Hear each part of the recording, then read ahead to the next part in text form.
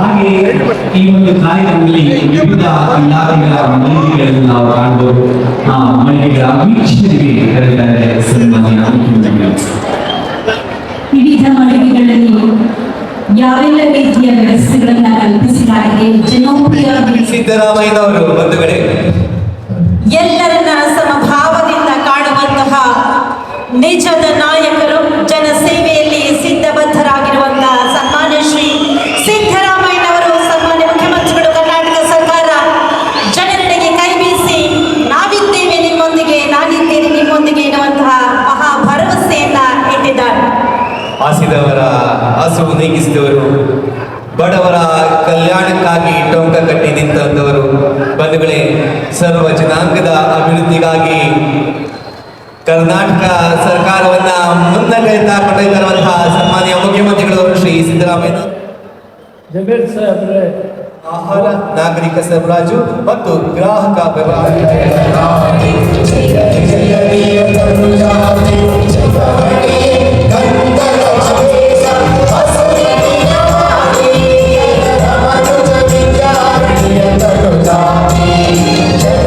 ನಾಡಗೀತೆಯನ್ನ ನೆರವೇರಿಸಿಕೊಂಡು ನಾವೆಲ್ಲರೂ ಎದ್ದು ನಿಂತು ಒಂದು ನಿಮಿಷದ ಮೌನಾಚರಣೆಯನ್ನ ಮಾಡೋಣ. ವಿನಂತಿ ಮಾಡಬೇಕಾ? ರಾಜ್ಯ ಸಚಿವರಾಗಿ ಆದಿನಾರಾಯಣ ಹೊಸಳ್ಳಿಯಲ್ಲಿ 20 ಎಕರೆ ಪ್ರದೇಶದಲ್ಲಿ ಸೈನ್ಸ್ ಸಿಟಿ ನಿರ್ಮಾಣಕ್ಕೆ 50,000 ಉದ್ಯೋಗ ಸೃಜನೆಯನ್ನು ನಿರೀಕ್ಷಿಸಲಾಗಿದೆ.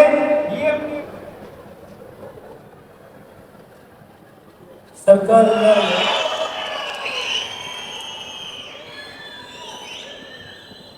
ಎಲ್ಲರೂ ಕೂಡ ಕರತಾಡನ ಮಾಡುವುದರ ಮುಖಾಂತರ ಸನ್ಮಾನಿಸಬೇಕಾಗಿ ಕೋರುತ್ತೇನೆ.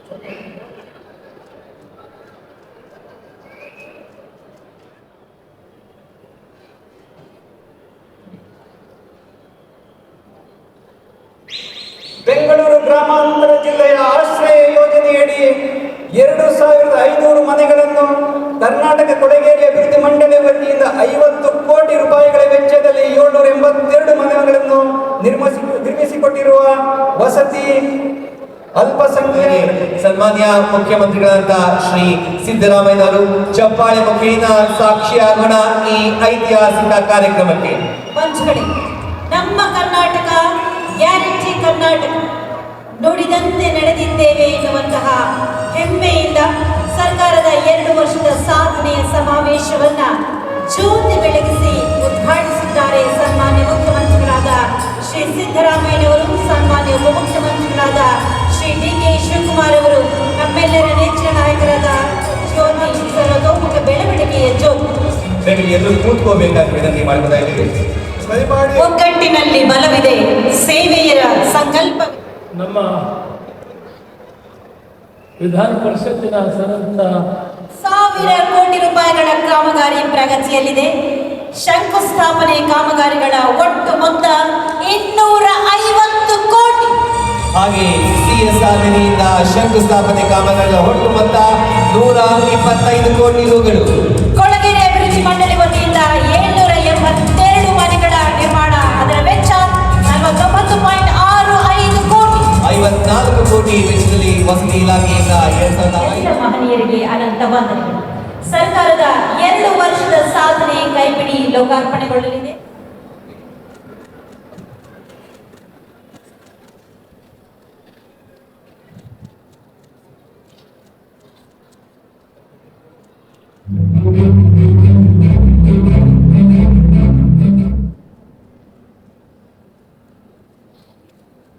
ಮಹನೀಯರು ವೇದಿಕೆಯಲ್ಲಿ ನಮ್ಮೊಂದಿಗಿದ್ದಾರೆ. ಕಂದಾಯ ಇಲಾಖೆಯಲ್ಲಿ ಉಪಮುಖ್ಯಮಂತ್ರಿಗಳಾದಂಥ ಶ್ರೀ ಡಿ ಕೆ ಶಿವಕುಮಾರ್ ಅವರ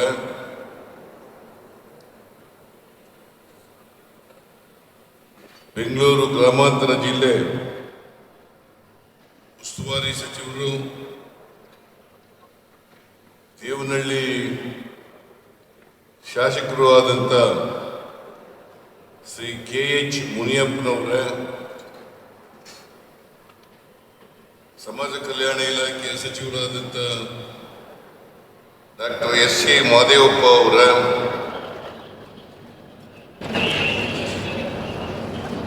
ಶ್ರೀ NS ಬೋಸರಾಜು ಅವರ, ಜಮೀರ್ ಅಹಮದ್ ಅವರ,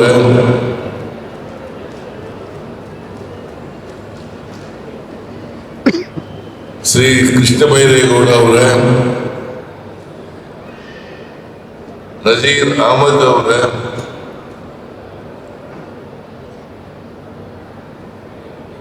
ನಾರಾಯಣ ಸ್ವಾಮಿ ಅವರ ಅಧ್ಯಕ್ಷರು ಹಣಕಾಸು ಆಯೋಗ HM ರೇವಣ್ಣವರ, ಶಾಸಕರಾದಂಥ ಶರತ್ ಬಚ್ಚೇಗೌಡ ಅವರ, ನೆಲಮಂಗಲ ಶಾಸಕರಾದಂಥ ಶ್ರೀನಿವಾಸ್ ಅವರ, ಮೇಲ್ಮನೆಯ ಸದಸ್ಯರಾದಂಥ ರವಿ ಅವರ, ರಾಮೋಜಿಗೌಡ ಅವರ, ಶಾಂತಕುಮಾರ್ ಅವರ, ಅಧ್ಯಕ್ಷರು ಬೆಂಗಳೂರು ಅಂತಾರಾಷ್ಟ್ರೀಯ ವಿಮಾನ ನಿಲ್ದಾಣ ಯೋಜನಾ ಪ್ರಾಧಿಕಾರ, ರಾಜಣ್ಣನವರ, ಅಧ್ಯಕ್ಷರು ಗ್ಯಾರಂಟಿ ಯೋಜನೆಗಳ ಗ್ರಾಮಾಂತರ ಜಿಲ್ಲಾ ಅನುಷ್ಠಾನ ಸಮಿತಿ, ಮಾಜಿ ಶಾಸಕರಾದಂಥ ವೆಂಕಟರಮಣಪ್ಪನವರ, ವೇದಿಕೆ ಮೇಲಿರ್ತಕ್ಕಂಥ ಎಲ್ಲ ಪಕ್ಷದ ಮುಖಂಡರುಗಳೇ, ಇಲ್ಲಿ ನೆರೆದಿರ್ತಕ್ಕಂಥ ಆತ್ಮೀಯ ಬಂಧುಗಳೇ, ತಾಯಂದಿರೇ, ಯುವಕ ಮಿತ್ರರೇ,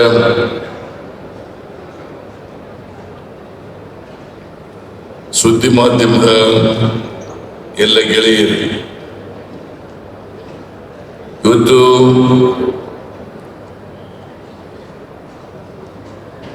ಬೆಂಗಳೂರು ನಗರ ಗ್ರಾಮಾಂತರ ಜಿಲ್ಲೆ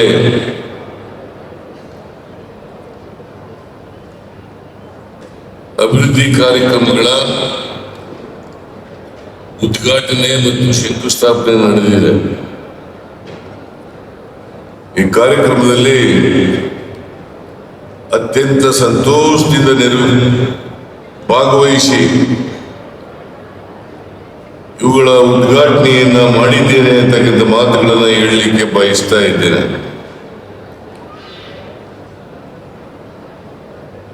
ಬೆಂಗಳೂರು ಗ್ರಾಮಾಂತರ ಜಿಲ್ಲೆ ಒಂದು ದೊಡ್ಡ ಜಿಲ್ಲೆಯಾಗಿತ್ತು. ನಂತರ ಬೆಂಗಳೂರು ಗ್ರಾಮಾಂತರ ಮತ್ತು ರಾಮನಗರ ಜಿಲ್ಲೆಯಾಗಿ ಬೇರ್ಪಡಿತು.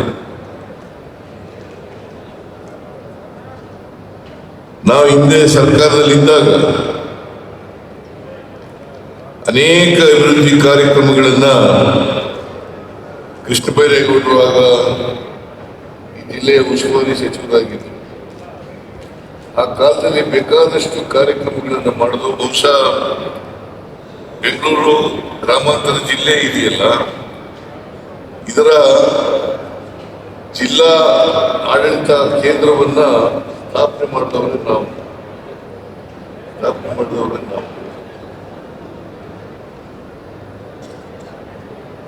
ಬಹಳ ವರ್ಷಗಳ ಹಿಂದೆ ಬೆಂಗಳೂರು ಗ್ರಾಮಾಂತರ ಜಿಲ್ಲೆಯಾದರೂ ಕೂಡ ಒಂದು ಕೇಂದ್ರ ಕಚೇರಿ ಇರಲಿಲ್ಲ.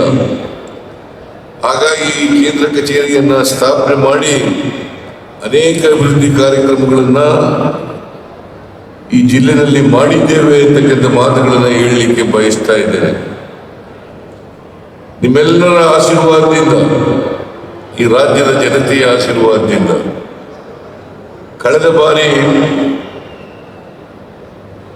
2020 ಆ ವರ್ಷದಲ್ಲಿ ನಡೆದಂತ ವಿಧಾನಸಭಾ ಚುನಾವಣೆಯಲ್ಲಿ ಈ ರಾಜ್ಯದ ಜನರು ನಮಗೆ 136 ಸ್ಥಾನಗಳನ್ನು ಕೊಡೋದ್ರ ಮೂಲಕ ನಮಗೆ ಆಶೀರ್ವಾದವನ್ನು ಮಾಡಿದರು. ನಾವು ಚುನಾವಣಾ ಪೂರ್ವದಲ್ಲಿ ಜನತೆಗೆ ಆಶ್ವಾಸನೆಗಳನ್ನು ಕೊಟ್ಟಿದ್ದು, ನಾವು ಅಧಿಕಾರಕ್ಕೆ ಬಂದ್ರೆ 5 ಗ್ಯಾರಂಟಿ ಯೋಜನೆಗಳನ್ನ ಬಂದ ತಕ್ಷಣನೇ ಜಾರಿ ಮಾಡ್ತೀವಿ ಅಂತ ಹೇಳಿದ್ದು. ಅದರಂತೆ ನಾವು ಅಧಿಕಾರಕ್ಕೆ ಮೇ 20ನೇ ತಾರೀಕು 2023 ಆಗ ಅಧಿಕಾರಕ್ಕೆ ಬಂದಾಗ ಮೊದಲನೇ ಕ್ಯಾಬಿನೆಟ್ ಮೀಟಿಂಗ್ನಲ್ಲೇ ನಾವು 5 ಗ್ಯಾರಂಟಿ ಯೋಜನೆಗಳನ್ನು ಜಾರಿ ಕೊಡ್ತೇವೆ ಅಂತೇಳಿ ತೀರ್ಮಾನವನ್ನು ಮಾಡಿ ಅವತ್ತಿನಿಂದ ಜಾರಿ ಕೊಡ್ತಕ್ಕಂಥ ಪ್ರಯತ್ನವನ್ನು ಮಾಡಿದ್ರು.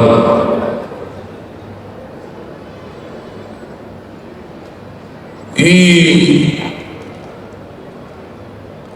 ಗ್ಯಾರಂಟಿ ಯೋಜನೆಗಳಿಗೆ ಮೊದಲನೇ ವರ್ಷನೇ ನಾವು ಚಾಲನೆ ಕೊಡ್ತಕ್ಕಂಥ ಕೆಲಸವನ್ನ ಮಾಡಿದ್ರು. ಸುಮಾರು 5 ಯೋಜನೆಗಳಿಗೆ ಇಲ್ಲಿ ಈ 2 ವರ್ಷದಲ್ಲಿ 80,000 ಕೋಟಿ ರೂಪಾಯಿಗಳನ್ನು ಖರ್ಚು ಮಾಡಿದ್ದೀವಿ. 80,000 ಕೋಟಿ ರೂಪಾಯಿಗಳನ್ನು ಖರ್ಚು ಮಾಡಿದ್ದೀವಿ. ರೇವಣ್ಣ ಮಾಜಿ ಸಚಿವರು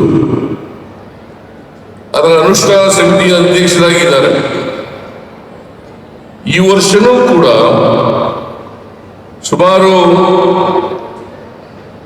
50,000ಕ್ಕೂ ಹೆಚ್ಚು ಕೋಟಿ ರೂಪಾಯಿಗಳನ್ನ ಬಜೆಟ್ನಲ್ಲಿ ಇಟ್ಟಿದ್ದೇವೆ. ನಮ್ಮ ಮೇಲೆ ಟೀಕೆ ಮಾಡ್ತಾರೆ ಭಾರತೀಯ ಜನತಾ ಪಕ್ಷದವರು.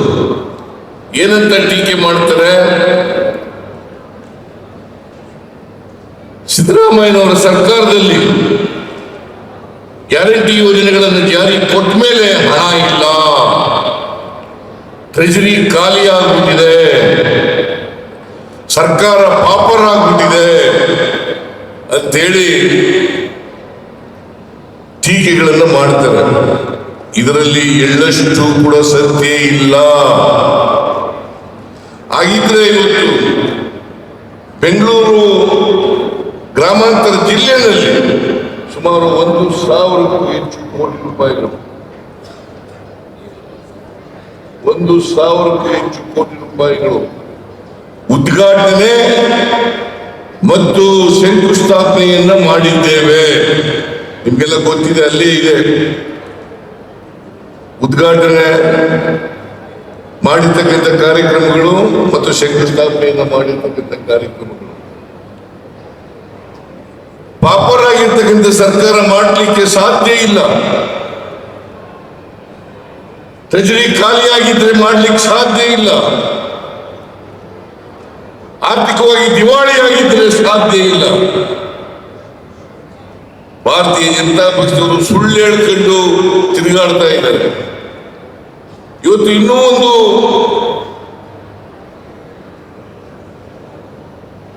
ಹೋರಾಟವನ್ನು ಪ್ರಾರಂಭ ಮಾಡಿದ್ದಾರೆ. ಆ ಹೋರಾಟ ಅದು ಒಂದು ಆಧಾರ ರಹಿತವಾದಂತ ಹೋರಾಟ.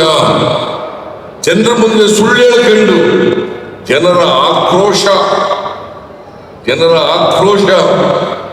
ಇವತ್ತು ಸುರ್ಜೇವಾಲಾ ಅವರು ಒಂದು ಸ್ಟೇಟ್ಮೆಂಟ್ ಅನ್ನು ಕೊಟ್ಟಿದ್ದಾರೆ. ಏನ್ ಸ್ಟೇಟ್ಮೆಂಟ್ ಕೊಟ್ಟಿದ್ದಾರೆ ಅಂತಂದ್ರೆ, ಎದುರುಗಡೆ ಗೋಡೆ ಇದೆಯಲ್ಲ, ಗೋಡೆ ಮಂಕಾಗಿದೆ, ಕೊಳಕಾಗಿದೆ ಅಂತ ಹೇಳ್ತಾರೆ ಒಬ್ಬ ಹೆಣ್ಮಗಳು ಗಂಡನಿಗೆ. ನೋಡಿ, ಎದುರುಗಡೆ ಇದೆಯಲ್ಲ, ಆ ಗೋಡೆ ಕೊಳಕಾಗಿದೆ ಅಂತ ಹೇಳ್ತಾಳೆ.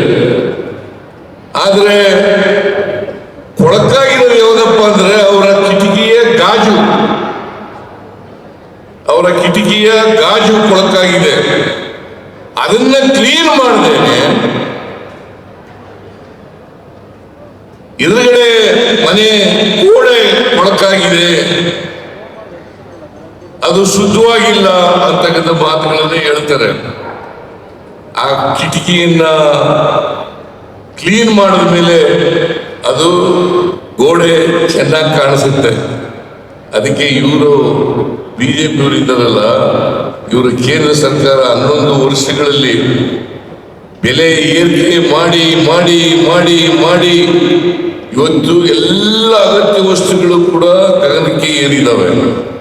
ಅಗತ್ಯ ವಸ್ತುಗಳೆಲ್ಲ ಗಗನಕ್ಕೆ ಏರಿದ್ದಾವೆ. ಪೆಟ್ರೋಲ್ ಬೆಲೆ ಎಷ್ಟಿತ್ತು? ಮನಮೋಹನ್ ಸಿಂಗ್ ಅವರು ಪ್ರಧಾನಮಂತ್ರಿ ಆಗಿರುವಾಗ ಪೆಟ್ರೋಲ್ ಡೀಸೆಲ್ ಬೆಲೆ ಬಹಳ ಕಡಿಮೆ ಇತ್ತು. ಅದಕ್ಕೆ ಹಾಕಿದಂತ ಎಕ್ಸೈಸ್ ಡ್ಯೂಟಿ ಬಹಳ ಕಡಿಮೆ ಇತ್ತು. ಇವತ್ತು ಎಕ್ಸೈಸ್ ಡ್ಯೂಟಿ ಎಷ್ಟಾಗಿದೆ? ಮೊನ್ನೆ ಕ್ರೂಡ್ ಆಯಿಲ್ ಬೆಲೆ ಕಡಿಮೆ ಆದರೂ ಕೂಡ ಅಂತಾರಾಷ್ಟ್ರೀಯ ಮಾರುಕಟ್ಟೆಯಲ್ಲಿ ಒಂದು ಬ್ಯಾರೆಲ್ಗೆ ಕ್ರೂಡ್ ಆಯಿಲ್ ಬೆಲೆ ಕಡಿಮೆ ಆದರೂ ಕೂಡ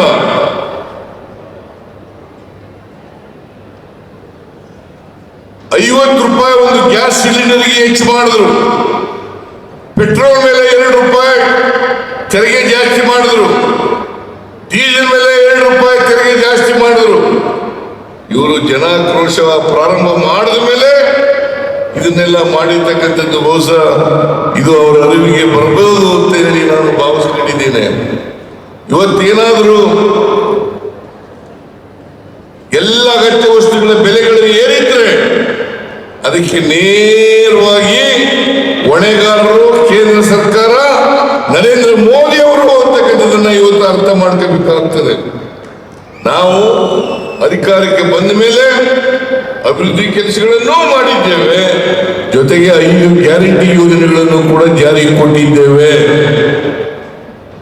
ಈ ವರ್ಷ 25-26 ಬಜೆಟ್ 4,09,00,000 ಬಜೆಟ್ ಅನ್ನು ಮಂಡಿಸಿದ್ದೇವೆ. ನಾವು 4,09,00,000 ಬಜೆಟ್ ಅನ್ನು ಮಂಡಿಸಿದ್ದೇವೆ. ಕಳೆದ ವರ್ಷ 3,71,000 ಬಜೆಟ್ ಅನ್ನು ಮಂಡಿಸಿದ್ದು. ಒಂದು ಪಾಪರಾಗಿರ್ತಕ್ಕಂಥ ಸರ್ಕಾರದಲ್ಲಿ 38,000 ಕೋಟಿ ಹೆಚ್ಚು ಬಜೆಟ್ ಅನ್ನು ಮಂಡಿಸಲಿಕ್ಕೆ ಸಾಧ್ಯ ಇಲ್ಲ ಅಂತಕ್ಕಂಥದನ್ನ ಬಿಜೆಪಿಯವರು ಅರ್ಥ ಮಾಡ್ಕೋಬೇಕು ಅಂತಕ್ಕಂಥ ಮಾತುಗಳನ್ನು ಹೇಳಲಿಕ್ಕೆ ಬಯಸ್ತಾ ಇದ್ದೇನೆ. ಅವರು ಸುಳ್ಳು ಆರೋಪಗಳನ್ನು ಮಾಡೋದು, ಸುಳ್ಳು ಆಪಾದನೆಗಳನ್ನು ಮಾಡೋದು ಇದೇ ಅವರ ಕೆಲಸ. ಅವರು ಅಧಿಕಾರದಲ್ಲಿದ್ದರು. ಬಹುಶಃ ಯಾವತ್ತೂ ಕೂಡ ಕರ್ನಾಟಕದ ಜನ ಅವರಿಗೆ ಅಧಿಕಾರ ಮಾಡಿ ಅಂತೇಳಿ ಬಹುಮತವನ್ನು ಕೊಟ್ಟಿಲ್ಲ. 2008ರಲ್ಲಿರ್ಬೋದು, 2018ರಲ್ಲಿರ್ಬೋದು, ಯಾವತ್ತೂ ಕೂಡ ಹಿಂಭಾಗಲಿಂದ ಅಧಿಕಾರಕ್ಕೆ ಬಂದಿದ್ದಾರೆ ಹೊರತು ಜನರ ಆಶೀರ್ವಾದವನ್ನು ಪಡ್ಕೊಂಡು ಅಧಿಕಾರಕ್ಕೆ ಬಂದಿಲ್ಲ. ಇದನ್ನ ಅರ್ಥ ಮಾಡ್ಕೋಬೇಕಾಗ್ತದೆ. ನಿನ್ನೆ ಮೈಸೂರಿನಲ್ಲಿ ಈಗ ಪ್ರಶ್ನೆ ಕೇಳಿದ್ರು ಪತ್ರಿಕೆಯವರು, ಯುದ್ಧ ಮಾಡ್ತಕ್ಕಂಥ ಅಗತ್ಯ ಇದೆಯಾ ಈಗ ಅಂತೇಳಿ. ನಾನು ಹೇಳಿದೆ ಯುದ್ಧ ಮಾಡ್ತಕ್ಕಂಥ ಅಗತ್ಯ ಇಲ್ಲ ಈಗ, ಆದರೆ ಭಯೋತ್ಪಾದನೆಯನ್ನ ಬೇರು ಸಹಿತ ಕಿತ್ತಾಡ್ತಕ್ಕಂಥದ್ದು ಅತ್ಯಂತ ಅವಶ್ಯ. ಭದ್ರತೆಯನ್ನು ಜನರಿಗೆ ಕೊಡ್ತಕ್ಕಂಥದ್ದು ಅತ್ಯಂತ ಅವಶ್ಯ. ಆ ಕೆಲಸವನ್ನು ಮಾಡಬೇಕು ಅಂತ ಹೇಳಿದ್ರು. ಕೆಲಸವನ್ನು, ಇದು ಬುದ್ಧನ ನಾಡು, ಭಾರತ ಬುದ್ಧನ ನಾಡು. ನಾವು ಶಾಂತಿ ಪ್ರಿಯರು, ಯಾರ ಮೇಲೂ ಕೂಡ ಅನಗತ್ಯವಾಗಿ ಯುದ್ಧವನ್ನು ಮಾಡಲ್ಲ. ಅನಿವಾರ್ಯವಾದರೆ ಪಾಕಿಸ್ತಾನದ ಮೇಲೂ ಕೂಡ ಯುದ್ಧ ಮಾಡಬೇಕಾಗ್ತದೆ. ನಮ್ಮ ದೇಶದ ಅಖಂಡತೆಯನ್ನ, ಸಾರ್ವಭೌಮತೆಯನ್ನ ಯಾರು ಅದನ್ನ ಕಡಿಮೆ ಮಾಡಲಿಕ್ಕೆ ಪ್ರಯತ್ನ ಮಾಡ್ತಾರೆ, ಅದನ್ನ ಸಹಿಸಲಿಲ್ಲ, ಭಾರತ ಸಹಿಸಲ್ಲ ಅಂತ ಹೇಳಿದಂತ ಮಾತುಗಳನ್ನ ತಿರುಚಿ ಸಿದ್ದರಾಮಯ್ಯನವರು ಪಾಕಿಸ್ತಾನ ಮೇಲೆ ಯುದ್ಧ ಮಾಡೋದು there is no need of war ಅಂತ ಹೇಳಿದ್ದಾರೆ. No need of war. ನಾವು ಯಾವತ್ತೂ ಕೂಡ ದೇಶಕ್ಕೆ ಧಕ್ಕೆ ಆದರೆ, ದೇಶದ ಸಾರ್ವಭೌಮತೆಗೆ ಧಕ್ಕೆ ಆದರೆ, ದೇಶದ ಅಖಂಡತೆಗೆ ಧಕ್ಕೆ ಆದರೆ ನಮ್ಮ ನೆಲ ಜಲಕ್ಕೆ ಧಕ್ಕೆ ಆದ್ರೆ ಯಾವತ್ತೂ ನಾವು ಸುಮ್ಮನಿರಲ್ಲ. ಯಾರೇ ಆದ್ರೂ ಕೂಡ ಅವ್ರ ಮೇಲೆ ಯುದ್ಧವನ್ನ ಮಾಡೇ ತೀರ್ತೀವಿ, ಅವರನ್ನ ಬೊಕ್ಕು ಬಡಿತಕ್ಕಂಥ ಕೆಲಸವನ್ನು ಮಾಡ್ತೇವೆ ಅಂತಕ್ಕಂಥ ಮಾತುಗಳನ್ನ ಕೂಡ ನಾನು ಈ ಸಂದರ್ಭದಲ್ಲಿ ಹೇಳಲಿಕ್ಕೆ ಬಯಸ್ತಾ ಇದ್ದೇನೆ. ಆದ್ರೆ ಎನ್ನೆ ಹೇಳಿದ್ದು, ಇವತ್ತು ಪಾಕಿಸ್ತಾನ ಮೇಲೆ ಯುದ್ಧ ಮಾಡ್ತಕ್ಕಂಥ ಅಗತ್ಯ ಇಲ್ಲ, ಅನಿವಾರ್ಯವಾದರೆ ಯುದ್ಧ ಮಾಡೋಣ. ಇದು ಬುದ್ಧನ ನಾಡು, ಬಸವಣ್ಣನ ನಾಡು. ಅದರಿಂದ ಅದನ್ನು ನಾವು ಶಾಂತಿ ಪ್ರಿಯರು ನಾವಾಗಿದ್ದು ಯಾರ ಮೇಲೂ ಕೂಡ ಯುದ್ಧ ಮಾಡಲಿಕ್ಕೆ ಹೋಗಲ್ಲ. ಆದ್ರೆ ನಮ್ಮನ್ನು ಕೆಣಕಿದ್ರೆ ನಾವು ಸುಮ್ಮನೆ ಇರಲ್ಲ ಅಂತಕ್ಕಂಥ ಮಾತುಗಳನ್ನ ಹೇಳಿದೆ. ಯಾಕೆಂತಂದ್ರೆ ಈ ಕಾಶ್ಮೀರದಲ್ಲಿ ಮೊನ್ನೆ ನಡೆದಂತ ಘಟನೆ ಆ ಘಟನೆ 26 ಜನ ಭಾರತೀಯರನ್ನ ಉಗ್ರರು ಕೊಂದಾಕಿದ್ದಾರೆ. ಕೆಲವು ವರ್ಷಗಳ ಹಿಂದೆ 40 ಜನ ಪುಲ್ವಾಮಾ ಇನ್ಸಿಡೆಂಟ್, 40 ಜನ ಸೈನಿಕರನ್ನು ಕೊಂದು ಹಾಕಿದ್ರು. ಭಾರತ ಅವತ್ತಿನಿಂದ ಎಚ್ಚೆತ್ಕೊಂಡಿದ್ರೆ ಅನೇಕ ಜನ ಕಾಶ್ಮೀರಕ್ಕೆ ಪ್ರವಾಸಿಗರು ಹೋಗ್ತಾರೆ. ಅಲ್ಲಿ ಭದ್ರತೆಯನ್ನ ಏರ್ಪಾಡು ಮಾಡಿದ್ರೆ ಅಷ್ಟು ಜನ ಸಾಯ್ಲಿಕ್ಕೆ ಸಾಧ್ಯ ಇರ್ತಿರ್ಲಿಲ್ಲ. ನಾನು ಈ ಉಗ್ರರ ದಾಳಿಯನ್ನ ಕಡಾಖಂಡಿತವಾಗಿ ಖಂಡ ತುಂಡವಾಗಿ ಖಂಡಿಸ್ತೇನೆ ಅಂತಕ್ಕಂಥ ಮಾತುಗಳನ್ನು ಹೇಳಲಿಕ್ಕೆ ಬಯಸ್ತಾ ಇದ್ದೇನೆ. ಯಾವ ಈ ಉಗ್ರರ ದಾಳಿ, ಭಯೋತ್ಪಾದನೆ, ಇವುಗಳನ್ನ ನಾವು ಯಾವತ್ತೂ ಕೂಡ ಸಹಿಸಲ್ಲ ಅಂತಕ್ಕಂಥ ಮಾತುಗಳನ್ನ ಈ ಸಂದರ್ಭದಲ್ಲಿ ಹೇಳಲಿಕ್ಕೆ ಬಯಸ್ತಾ ಇದ್ದೇನೆ. KH ಮುನಿಯಪ್ಪನವರು ಒಬ್ಬ ದಕ್ಷ ಆಡಳಿತಗಾರರು.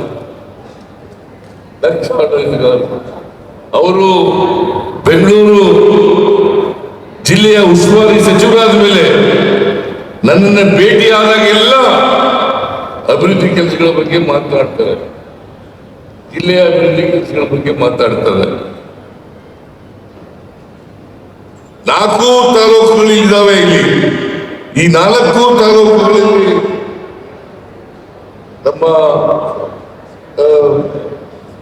ಶರತ್ ಬಚ್ಚೇಗೌಡ, ಆಮೇಲೆ ಶ್ರೀನಿವಾಸ್,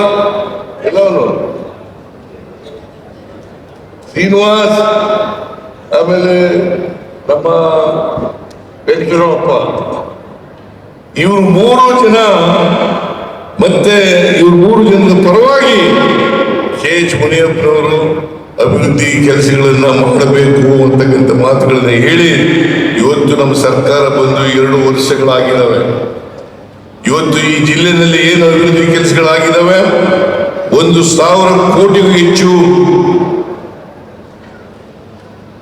ಶಂಕುಸ್ಥಾಪನೆ ಮತ್ತೆ ಉದ್ಘಾಟನೆ ಆಗಿದ್ದಾವೆ.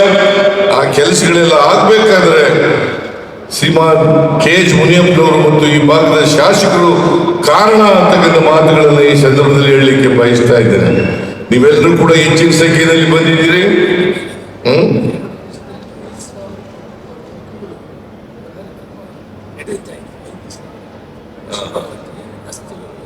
ಆಮೇಲೆ ಈ 2,000 ವರ್ಷಗಳಲ್ಲಿ 2 ವರ್ಷಗಳಲ್ಲಿ ನಮ್ಮ ಸರ್ಕಾರ ಬಂದ ಮೇಲೆ ಸುಮಾರು 5,000 ಕೋಟಿ ರೂಪಾಯಿಗಳ ಕೆಲಸ ಬಹಳ ವರ್ಷಗಳಿಂದ ನೆನಪುದಿತ್ತು. ಪುಷ್ಪಾವತಿ ಯೋಜನೆ, ಅವ್ರು ಶ್ರೀನಿವಾಸ ಹೇಳ್ತಿದೆ ಅದು ಆಗೋಯ್ತಿದೆ ಸರ್, ಅದು ಪುಷ್ಪಾವತಿ ಯೋಜನೆ 1,000 ಕೋಟಿಗೆ ಹೆಚ್ಚಾಗ್ತದೆ, ನಮ್ಮ ಕ್ಷೇತ್ರದಲ್ಲಿ ಅದಾಗಿಲ್ಲ ಇದಾಗಿಲ್ಲ ಅಂತ ಹೇಳ್ತಾರೆ. ಬೇರೆಯವ್ರು ಮಾಡಿದ್ರ, ಬಿಜೆಪಿಯವರು ಮಾಡಿದ್ರ, UGD, ಆಮೇಲೆ ಶರತ್ ಬಚ್ಚೇಗೌಡ ಹೇಳ್ತಾರೆ ನಮ್ಮ ನಂದಗುಡಿ ಮತ್ತೆ ಯಾವುದು ಅತ್ತಿಬೆಲೆ, ಅಲ್ಲಿ ಸಣ್ಣ ನೀರಾವರಿ ಯೋಜನೆ ಆಗಬೇಕು, ಕೆರೆಗಳನ್ನ ನೀರು ತುಂಬಿಸ್ಬೇಕು ಅಂತಕ್ಕಂಥ ಮಾತುಗಳನ್ನ ಹೇಳ್ತಾರೆ. ನಾವು ಮುಂದಿನ ಇದನ್ನ ಮಾಡುವಾಗ ಕ್ಯಾಬಿನೆಟ್ ಮೀಟಿಂಗ್ ಮಾಡುವಾಗ ನಾವು 4 ರೆವಿನ್ಯೂ ಡಿವಿಷನ್ಗಳಲ್ಲಿ, ಅದರ ಕೇಂದ್ರಗಳಲ್ಲಿ ಅಥವಾ ಬೇರೆ ಊರಿನಲ್ಲಿ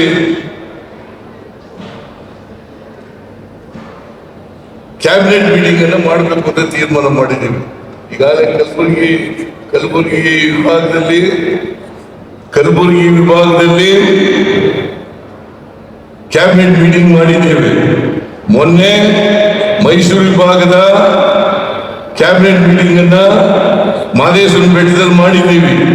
ಮುಂದಿನ ಕ್ಯಾಬಿನೆಟ್ ಮಾಡುವಾಗ ನಾವು ನಂದಿ ಬೆಟ್ಟದಲ್ಲಿ ಬೆಂಗಳೂರು ವಿಭಾಗದ ಕ್ಯಾಬಿನೆಟ್ ಮೀಟಿಂಗ್ ಅನ್ನ ನಂದಿ ಬೆಟ್ಟದಲ್ಲಿ ಮಾಡುತ್ತೇವೆ. ಆಗ ನಿಮ್ಮ ಭಿನ್ನವತ್ತರೆ ಏನು ಕೊಟ್ಟಿದ್ದೀನಿ ಇವತ್ತು ಶರತ್ ಬಚ್ಚೇಗೌಡ ಏನು ಓದಿ ಕೊಟ್ಟಿದ್ದಾರೆ ಅವನ್ನೆಲ್ಲನೂ ಕೂಡ ಕನ್ಸಿಡರ್ ಮಾಡಲಿಕ್ಕೆ ಪ್ರಯತ್ನ ಮಾಡ್ತೇವೆ ಅಂತಕ್ಕಂಥ ಮಾತುಗಳನ್ನ ಹೇಳಲಿಕ್ಕೆ ಬಯಸ್ತಾ ಇದ್ದೇನೆ. ನಡೆಯ ಎಲ್ಲ ನೀವು ಕಮಿಟ್ ಮಾಡಿಸಕ್ ಹೋಗ್ಬಿಡ ನೀವು. ಆಮೇಲೆ ಬೆಳಗಾವಿ ವಿಭಾಗದ ಕ್ಯಾಬಿನೆಟ್ ಮೀಟಿಂಗ್ ಅನ್ನ ಬಿಜಾಪುರದಲ್ಲಿ ಮಾಡ್ತೇವೆ ಅಂತಕ್ಕಂಥ ಮಾತುಗಳನ್ನ ಹೇಳಲಿಕ್ಕೆ ಬಯಸ್ತಾ ಇದ್ದೇನೆ. ಒಟ್ಟಾರೆಯಾಗಿ ಈ ವರ್ಷ ಕ್ಯಾಪಿಟಲ್ ಎಕ್ಸ್ಪೆಂಡಿಚರ್ಗೆ 83,000 ಕೋಟಿ ರೂಪಾಯಿಗಳನ್ನು ಇಟ್ಟಿದ್ದೇವೆ. ಜೊತೆಗೆ 50,018 ಕೋಟಿ ರೂಪಾಯಿಗಳನ್ನ ಯೋಜನೆಗಳಿಗಾಗಿ ಈ ಗ್ಯಾರಂಟಿ ಯೋಜನೆಗಳಿಗೆ ಇಟ್ಟಿದ್ದೇವೆ. ಅದರರ್ಥ 1,33,000